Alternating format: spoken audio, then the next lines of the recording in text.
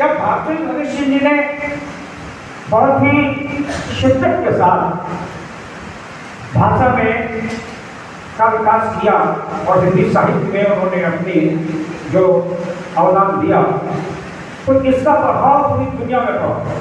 जहाँ कहीं हिंदी जानी जाती थी या हिंदी से जुड़ी हुई कोई भी भाषा जानी जाती थी, उसके में केवल गजलें शुरू हुए और जो गजल फंसी हुई थी किसी बड़े प्रसंगों में, वो गजल आधुनिकता से भरी और फिर पुराने गजलकारों से लेके और नए गजलकारों तक उसकी भाषा बदल गई और भाषा ऐसी हो गई कि हमारे अपनी में समझ में आने लगी।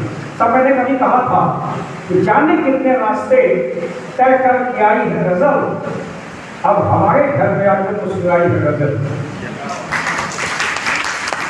और ये चर्चा चलानी पड़ी कि हिंदी गजल को अलग किया जाए, हिंदी गजल को अलग किया जाए।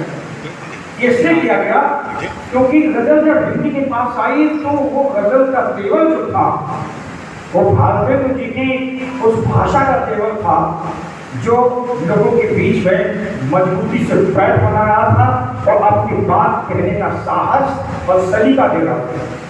फिर बहस शुरू हुई हिंदी और उर्दू की गजल, लेकिन हिंदी वालों की गजल इतनी ऊपर छा गई कि हम गजल में भूख, राजनीति से लेकर विसंगतियों तक और दैनिक जीवन की भी बातें, काजू भुनी है प्लेट में, विस्की गिलास में, उतरा है रात रात विधायक निवास में।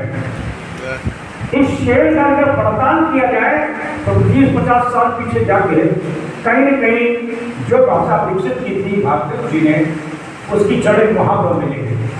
मैं बहुत कम शब्दों में कहना ही चाहता हूँ एक अंतिम बात कि जो हमारी बोलचाल की भाषा है, आज की संगोष्ठी के माध्यम से निवेदन पूर्वक भारतेंदु जी को याद करते हुए कहना चाहता हूँ कि उस भाषा के परिमार्जन पर हमें ध्यान देना होगा, क्योंकि हमारी बोलचाल की हिंदी में अंग्रेजी की वो शब्द, आज जब इंडिया और भारत की बहस चल रही है, बड़ी बहस है, लेकिन इससे बड़ी बहस तो हमारे पंजाब में चल रही है। पिता की बेटी हो गई, माँ मम्मी हो गई, पानी वाटर हो गया, खाना फूड हो गया, दूध मिल्क हो गया। ये जो तेजी से आ रही है हमारे पास संस्कृति, हमें आगे चल के कभी किसी संगोष्ठी में अगर संभव हो, क्योंकि आप महाविद्यालय बैठे हो, महाविद्यालय के हिंदी के बड़े प्रोधा बैठे हैं, तो कभी अगर संभव हो तो विकासिका से एक निवेदन करूँगा कि इस हमारी जो बोलचाल की घरेलू भाषा है वह हिंदी अपने पूरे अस्तित्व के साथ कैसे बचा सके, ये भी हमें देखना होगा।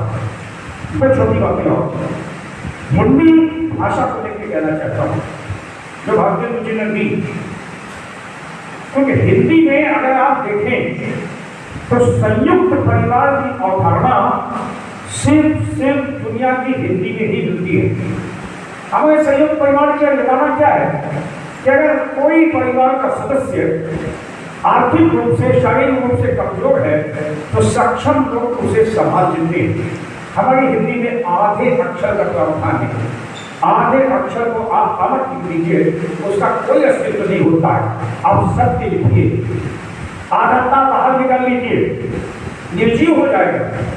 लेकिन जब समर्थ सा और या दोनों से समान देते हैं तो सत्य उठ के खड़ा हो जाता है और अपने अस्तित्व में आ जाता है। ये सिर्फ और सिर्फ हिंदी में एक अंतिम बात, एक विशेष बात हिंदी में, और भारतेंदु जी ने इस पर ध्यान में दिलाया, अगर आप उसके निबंध पढ़ेंगे, हमारी सनातन की जो परंपरा है इस पर आजकल बहस चल रही है, वो हिंदी में दिखाई पड़ती है।